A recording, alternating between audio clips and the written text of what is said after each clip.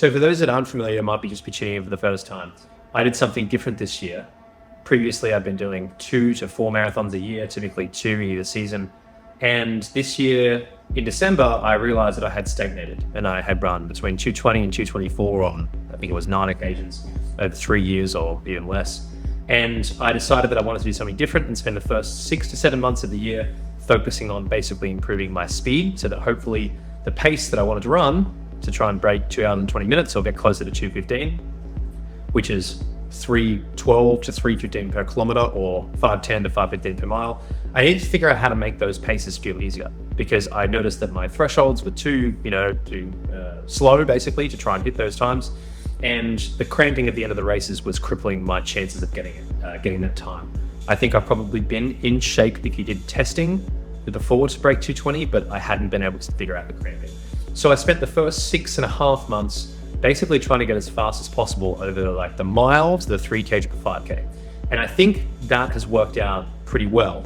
I think I started the marathon block at the end of July, 10 weeks before Chicago, probably in different shape to normal. Potentially you could argue the word better works there, but I noticed that my ability to run basically any pace at speed, so say 60 second per 400 pace, just 4 minute mile pace, all the way up until my marathon goal pace, those paces all felt easier for me physically. Aerobically, not so much to begin with, but my body was able to actually move more efficiently and faster, and that was just a gauge by my own feeling, not necessarily testing, in a more efficient way. And then when I started to add in the marathon work at the end of July and started to do marathon specific training for a few weeks, very quickly a lot of that fitness seemed to come back. So once I started to incorporate runs of over 2 hours and these longer tempo runs when I was in Flagstaff, that very quickly made it apparent that the speed work had helped. And then when I added in the aerobic work, it's almost like the heart and the lungs and the capillaries all sort of caught up.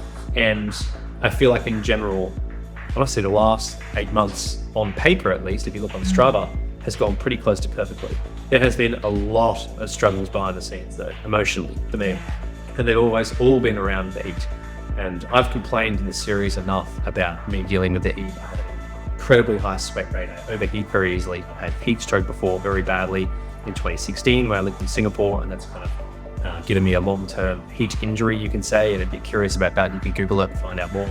But I've had a number of times where I've strongly considered quitting this build because of the heat and maybe thinking about pushing my entire block later into the year, into winter.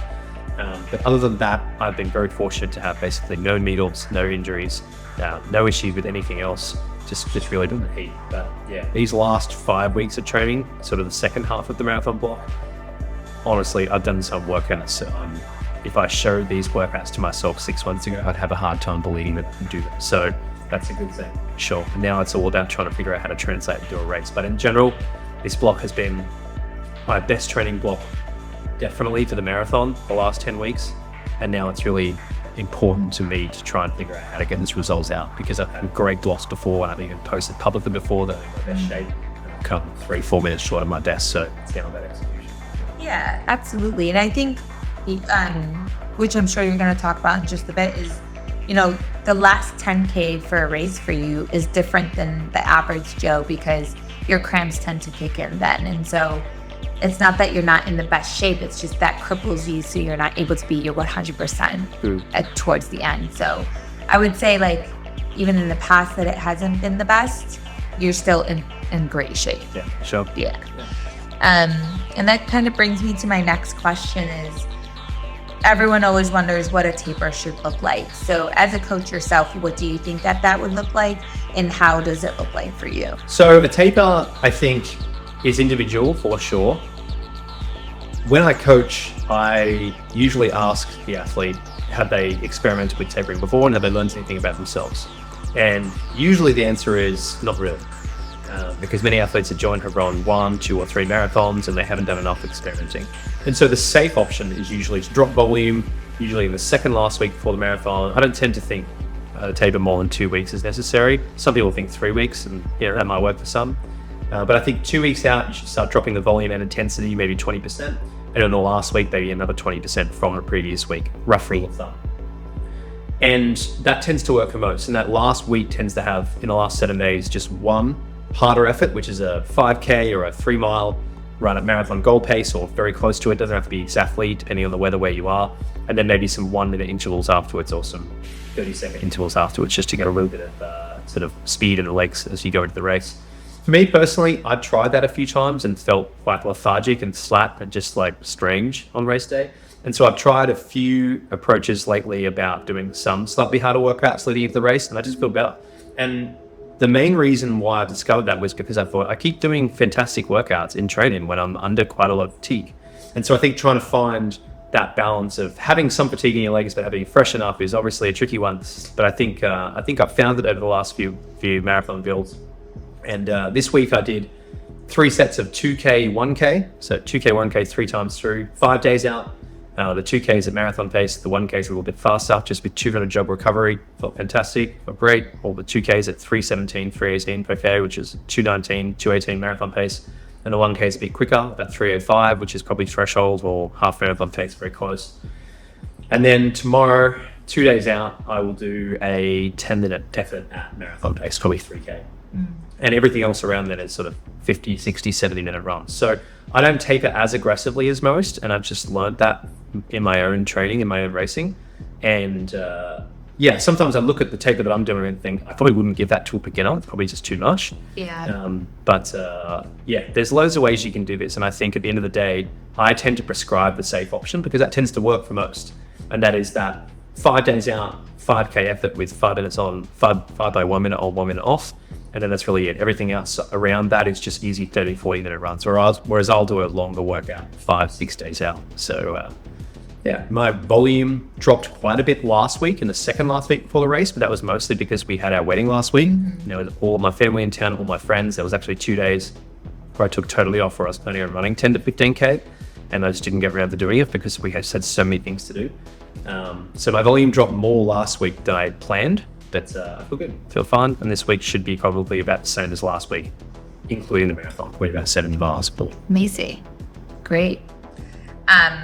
Another big questions that a lot of people have kind of going in, and you'll even hear it among each other, is what is your race plan? What are you going to do this Sunday? So what does that look like for you? Yes. So this has been a tricky one for me in a way, because the training data and some of the most recent workouts, probably more notably the 30K progression run I did a couple of weeks back, and the 2x10K run I did 10 days ago now. Those workouts on paper, if someone else did them and gave them to me and then showed me that they'd done high volume, which I have done for the last 8 weeks, I'd probably say that person could run 2:16 or maybe even 2:15. And people have commented on my Strava that I know have a very good grip around this sort of thing. Not just people that have throwing predictions out there because they want to sort of give me a boost. They also have indicated that 2:15, 2:16 is in the realm of possibility. That sounds nuts in a way, but I have said many times publicly that I think my physical capability is at some point around 2:15. So the question is, do you go for 2:15 here, or do you sort of take this one conservatively and just try and run sub 2:20? I looked at the weather pretty closely leading into this race over the last 5 days, and there was a period where it was going to be warm, then a period where it was looking like it was going to be quite cold and quite ideal to me. It looked like the forecast at one point was going to be, feels like 6 degrees Celsius, which is like 42, 43 Fahrenheit, which I was like, maybe I should try and go for like a really fast time. But then it's sort of come back to being more like 50 to 55 now, 11 to 13. It's probably going to be that, which is perfect for most people. It's about 10 degrees Celsius or 20 degrees Fahrenheit warmer than my ideal, which I know is nuts, but I definitely like it very cold. So the conditions for me are going to be quite the film, which I know is a bit ridiculous to hear because for most that's not warm. But I'm just going to try and get the personal best on the board, or the sub 220 on the board. So I'm going to go out at 69, 30 to 70, depending on where the packs are. That might end up being slightly faster, slightly slower, because there's no point in running on your own if there's a pack 20, 30 seconds ahead of you. Running in a pack is always about 1% easier, in my opinion, roughly 1%. And so I think even running 69.10 in a pack that's running smoothly, that is basically probably the same effort as running 70 flat on your own. So you have to gauge where people are and where the packs are. But my hope is that I can find a good pack and be somewhere in the 69-minute zone to hit halfway, And, I really hope that I can get to 30K or around 18, 19 miles and feel like it's still very comfortable and I can pick up the pace and finish faster. But the big question around the cramping is still there. I definitely do not feel overly confident that I've conquered that or figured that out. And so this will be a good opportunity to try and see that. But my race plan is pretty conservative to begin with, 317, 318 per K, get to halfway in 69 something, and then reassess from there. That sounds like a good idea. And it's a good thing that you just, mentioned the paces, because there are some pretty strong females out there that's going to be going out. Yes. So I replied to one of Matt Centrowitz's story earlier in the week, and he shared that he's going to run 69 low the first half to try and run sub to 18:29, I believe is the American record for women, or sub to 18:20 something. And so that pace group is there, and that's an option to go with. I may go with that. We'll see. I really hope they start out a little slower, because if they do, that will be ideal for me.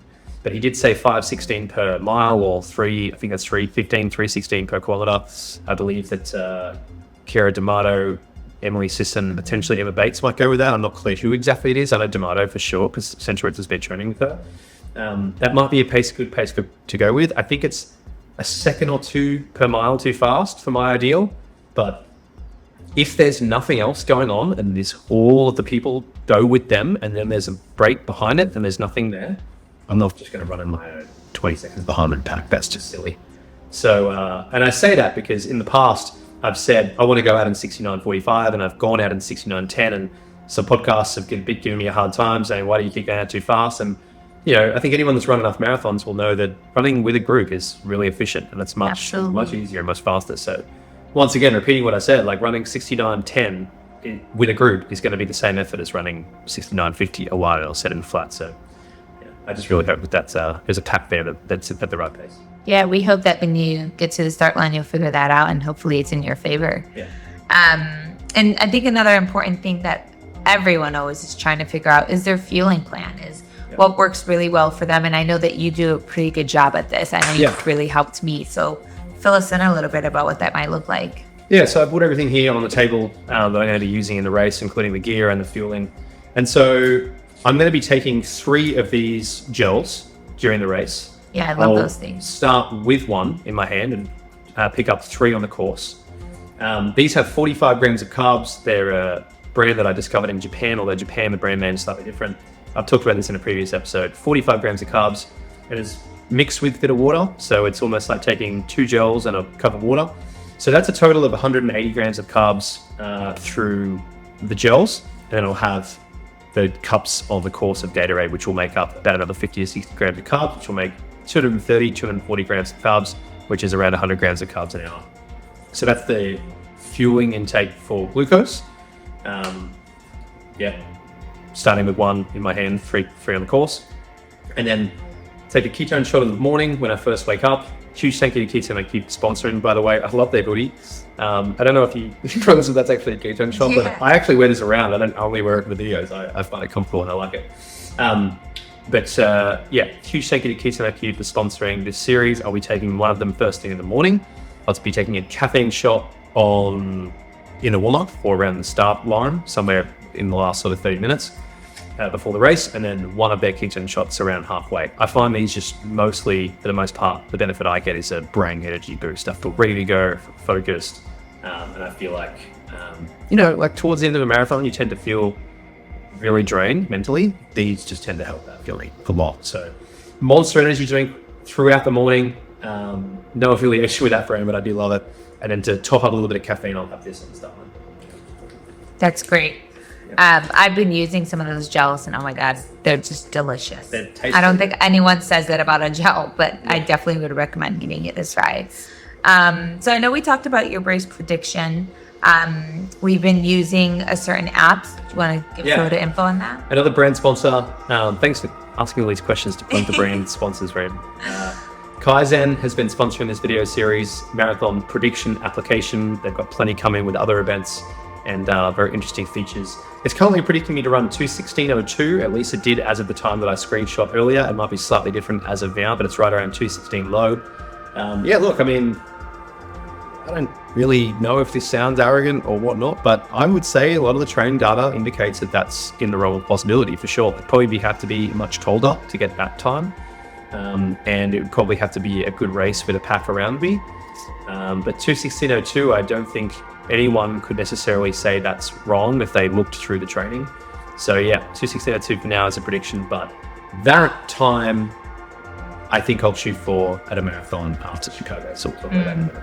Yeah, absolutely.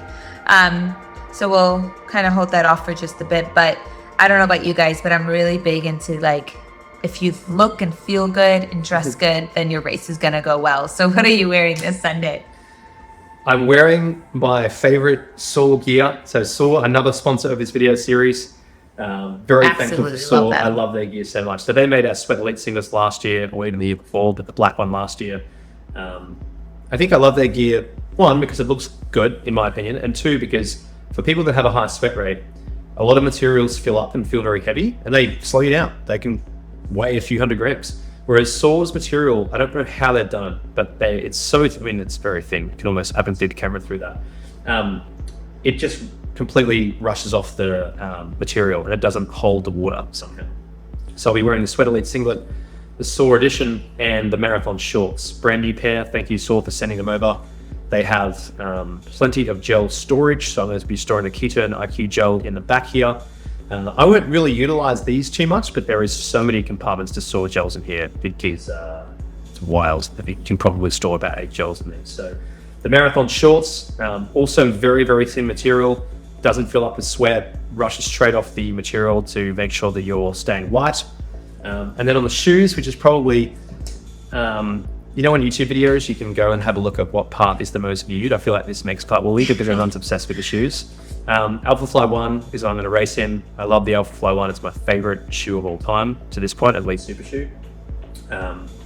And yeah, I feel really comfortable racing these. I ran the half in these 4 or 5 weeks ago and felt great. And I've run a lot of my marathons in these. I tend to find them the most responsive to me personally, and I recover really well from them as well. Yeah. After the race, because there's just so much sprint. So Alphafly 1 for me, I've done most of my workouts in the Alphafly 3, and I personally think those two shoes are very, very similar. I'd be happy racing the Alphafly 3 as well, but my Alphafly 3s now have had a lot of mileage put through them, whereas these are pretty fresh. Okay, awesome. Yeah, you can't go wrong with the Alpha Lens. I feel like they're just dominating. So the most important question here is, we know that you're all prepped. You know, we got your fueling strategy, your race plan.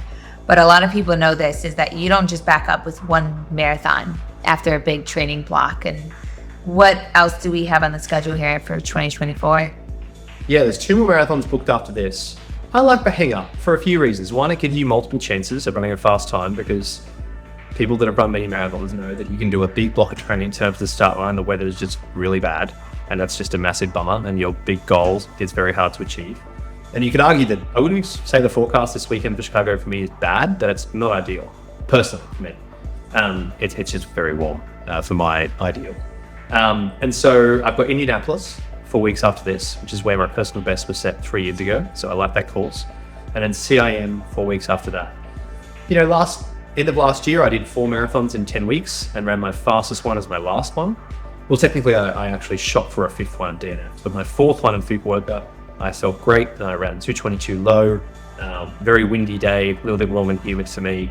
Was on pace for 2:19 until very late, once again, so I don't know, many times, and then started cramping up in my hamstrings. But I mean, at 34k mark, I yelled to a friend on the side of the road that I think I'm going to do it, run 2:20 that time. So if you're confident at 34k that you're going to run the time, the point to bring that up is that I felt great that day. So I don't have a problem backing up. And why not? I mean, if you can do it physically and you can afford it and you want to do it, then why not do it? So yeah, I think Indianapolis is a really good shot because it's regularly really cold there. And when I ran my personal best, it was very cold. It was 1 degree Celsius, I think, or 2 degrees Celsius, which is like 33, 34 Fahrenheit. And I'm really hoping it's the same. So I don't have a plan for CIM right now. But if Chicago works out as I hope, and when I say I hope, it is slight negative split to run 218 high, 219 low. Feeling like I've got a little bit more in the tank, because really Chicago is about trying to figure out how to get to the line in a personal best without cramping. Yeah. And if that works, then Indianapolis, I'll probably shoot for what the Kaizen prediction says, which is much more risky. But once I have the time on the board, a personal best or a sub 220, You can take I those feel like risks. it's just pressure off. You've done what you've hoped to do barrier-wise. Now it's about taking some more risks and maybe going out in 67 and hoping for the best. Yeah, and it's important that you mentioned that, like, you know, Chicago is labeled as a green flag right now, which means, you know, conditions are well, it's going to be a great day, but that doesn't necessarily mean it's like that for you. So it's good to kind of go out there and figure things out, what's best for you and what you've trained with and what your historical going for. But, you know, with everything we talked about and looking over and thinking back to your training, is there anything that you wish you could have done differently? Anything that you wish that you can be here and be like, yeah, I did that best? Anything that comes to your mind?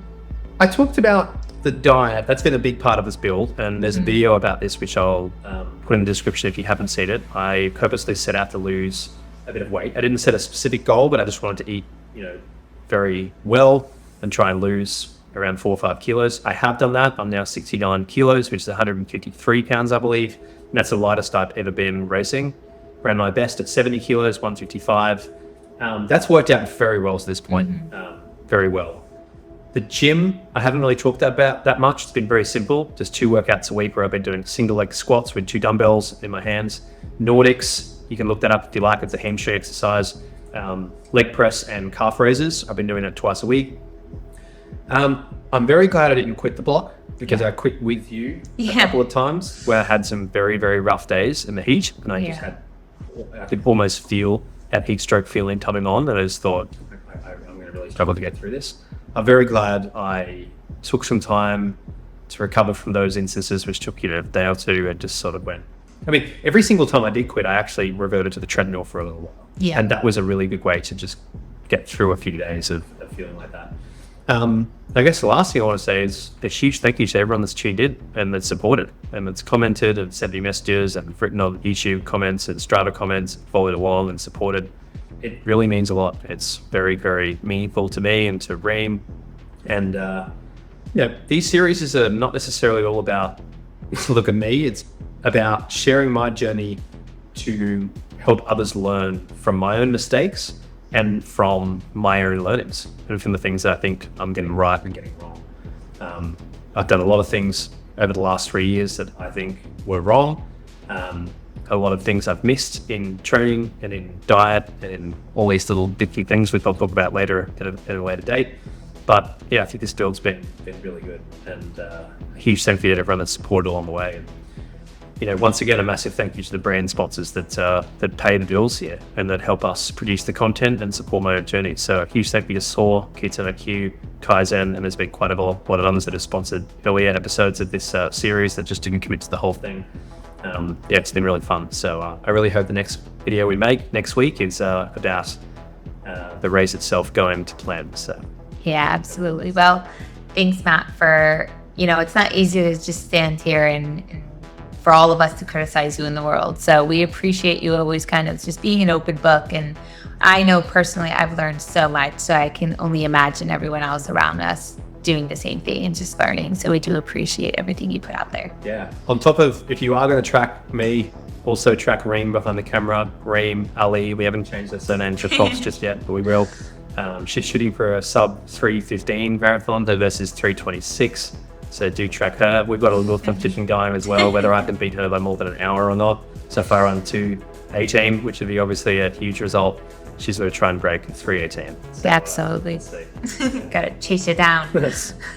Well, thanks everyone, and we hope to stay tuned for the next video. Very much hope the next video is one that I can be proud of. It's gonna say PB.